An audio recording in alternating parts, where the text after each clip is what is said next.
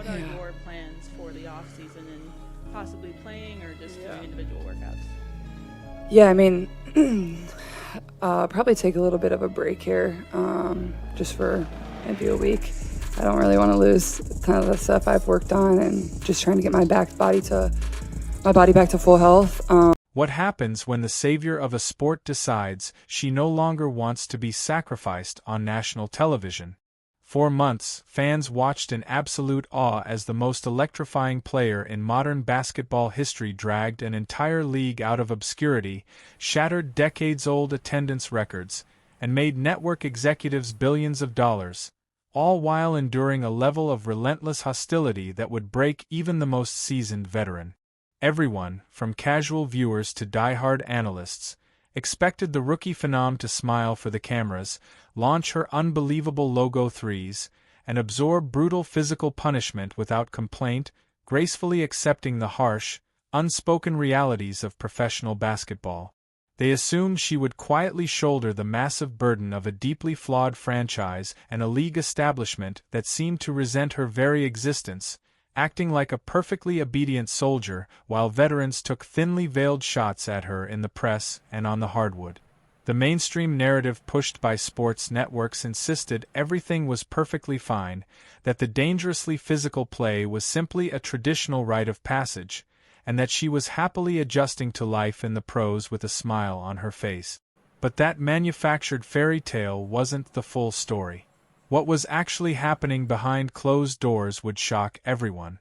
The target on her back was painted the moment she stepped off the draft stage, glowing with the unprecedented promise of transforming a financially struggling sport forever.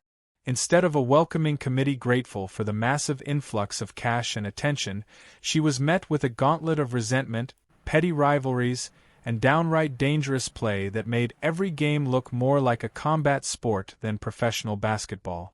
Opponents weren't just playing tough, hard-nosed defense. They were sending violent personal messages, throwing heavy shoulders, hip-checking her to the hardwood, delivering cheap shots while referees repeatedly swallowed their whistles.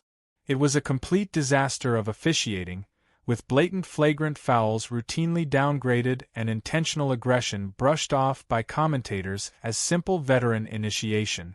Players who had spent their careers in half-empty, quiet arenas were suddenly performing in sold-out, screaming crowds. And instead of thanking the rookie who single-handedly made that phenomenon possible, some chose to take out their frustrations directly on her ribs. You could see the exhaustion in her eyes as she peeled herself off the floor night after night, searching for a teammate to step in and defend her, only to find empty space and silence.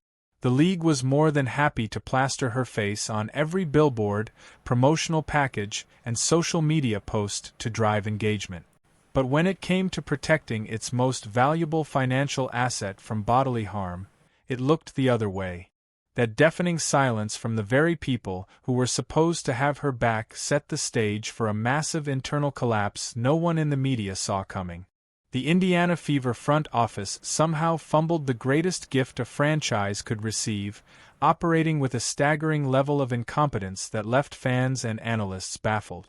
When an organization drafts a once-in-a-generation player who instantly becomes the most watched, most talked about athlete in the league, basic common sense says management must build a protective fortress around her, bring in seasoned enforcers and construct an offensive system tailored to her transcendent playmaking ability. Instead, the Fever threw her to the wolves with a haphazardly constructed, fundamentally flawed roster and a coaching staff that seemed opposed to letting her play the fast-paced, high-scoring style that made her a global icon in the first place. Press conferences devolved into passive-aggressive spectacles, with the head coach routinely criticizing her shot selection in front of reporters and demanding she conform to a slower, outdated system that neutralized her on-court magic.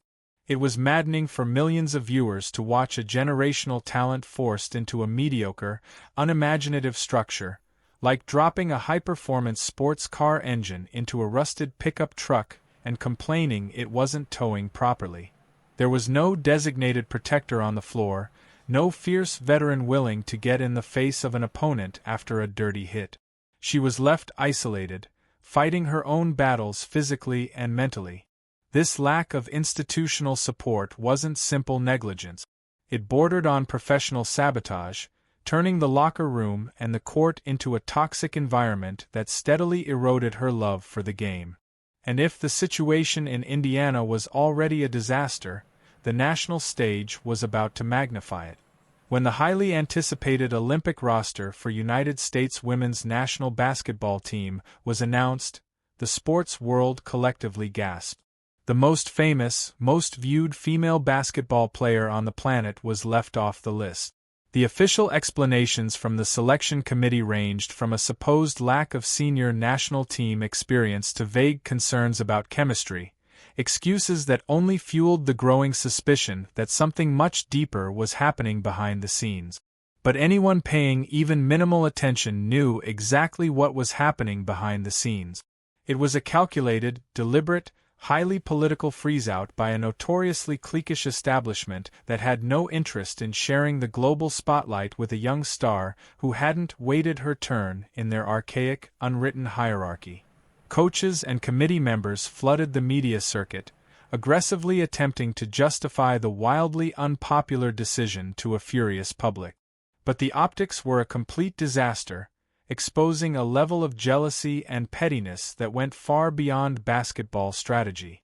For the rookie superstar, the highly publicized Olympic snub became a brutal wake-up call, permanently stripping away any lingering illusions about fairness, meritocracy, or loyalty within the women's basketball power structure.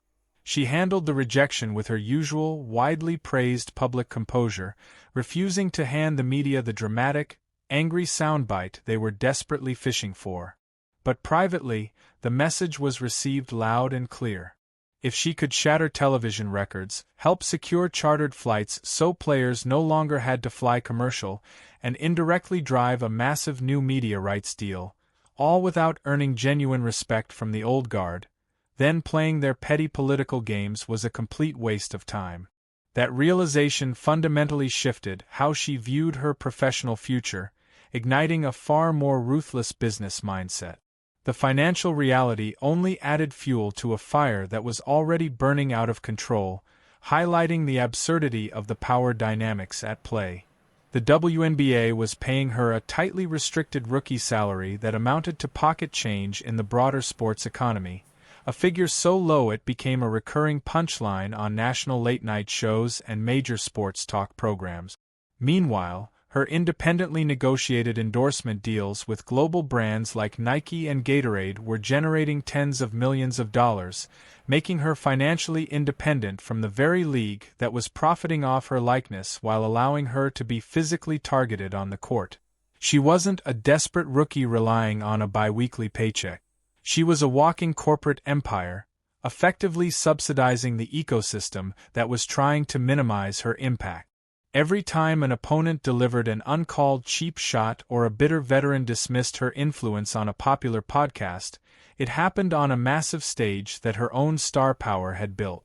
The traditional leverage a professional league holds over its players simply didn't apply here.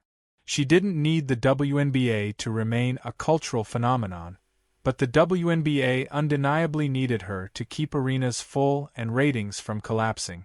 That unprecedented financial imbalance created an unspoken tension, a massive elephant in the room that executives were terrified to acknowledge publicly. And in the background, well-funded alternatives were quietly taking shape, preparing to offer her an escape route the traditional establishment never anticipated. With the rapid rise of lucrative alternative leagues and untapped overseas markets, the idea of her walking away shifted from fan speculation to a legitimate threat. New, highly publicized 3-on-3 leagues were securing major private funding, offering top-tier players fully guaranteed contracts for a fraction of the traditional schedule, complete with equity stakes and real player empowerment the WNBA couldn't realistically match. Whispers began circulating that rival organizations were preparing record-breaking offers designed specifically for her. Massive deals structured to pull the sport's biggest draw out of the exhausting 5-on-5 grind and into a controlled environment that actually valued her worth. At the same time, Elite European clubs backed by ambitious billionaires reportedly prepared to roll out the red carpet, offering royal treatment, enhanced security, and financial packages that made the Indiana Fever setup look amateur by comparison. Why would a multi-millionaire global icon continue subjecting her battered body to unpunished hits and her mental health to toxic narratives for a modest rookie salary when the world was ready to pay her market value? The leverage had permanently shifted. The days of quietly accepting mistreatment were over, setting the stage for a confrontation that would shake the franchise to its core. This was no longer just about money. It was about respect, long-term self-preservation, and taking full control of her unprecedented destiny. The boiling point finally arrived behind closed doors in the form of a direct, uncompromising ultimatum delivered to the stunned Indiana Fever front office, a clear line in the sand that could no longer be ignored. Rumors began leaking to well-connected insiders that she had forcefully communicated one undeniable truth.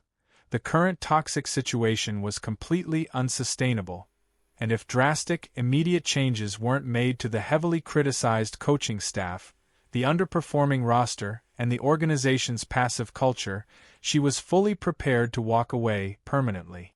She didn't even need to formally demand a trade. The sheer threat of refusing to suit up, citing legitimate mental health or physical safety concerns, was enough to send shockwaves through the highest levels of the franchise and the league office. This wasn't a polite negotiation. It wasn't a gentle request from a controllable employee. It was the most powerful figure in the sport looking her employers in the eye and telling them to fix the mess they created, or watch their newly revitalized franchise collapse back into irrelevance. The message was crystal clear. Remove the incompetence holding this team back. Sign tough, loyal players who will actually protect me on the floor. Demand that the league enforce flagrant fouls consistently. Or I will take my brand, my millions of fans, and my generational talent to a platform that truly values it. It was ruthless. It was strategically brilliant. And it stripped away every layer of carefully crafted public relations spin, forcing the Indiana Fever to choose between wounded pride and long-term survival. The fallout from this private explosion threatened to permanently alter the landscape of professional women's basketball. Ultimately, this chaotic saga exposed a deeply uncomfortable truth. The league wasn't prepared for the superstar it had spent decades hoping for. Caitlin Clark didn't just reveal tactical flaws within the Fever organization. She pulled back the curtain on an entire establishment, highlighting pettiness, outdated business models, and a stubborn resistance to evolution. By drawing a firm line in the sand and openly signaling she was willing to leave the toxicity behind, she rewrote the rules of modern player empowerment. She proved that real power doesn't sit in a commissioner's office. It lives in the hands of the generational athlete who controls the attention of millions of viewers. Whether she ultimately stays in Indiana and forces sweeping reform or chooses to revolutionize an alternative league elsewhere, she has already won the war of leverage. She forced a complacent system to confront a simple truth.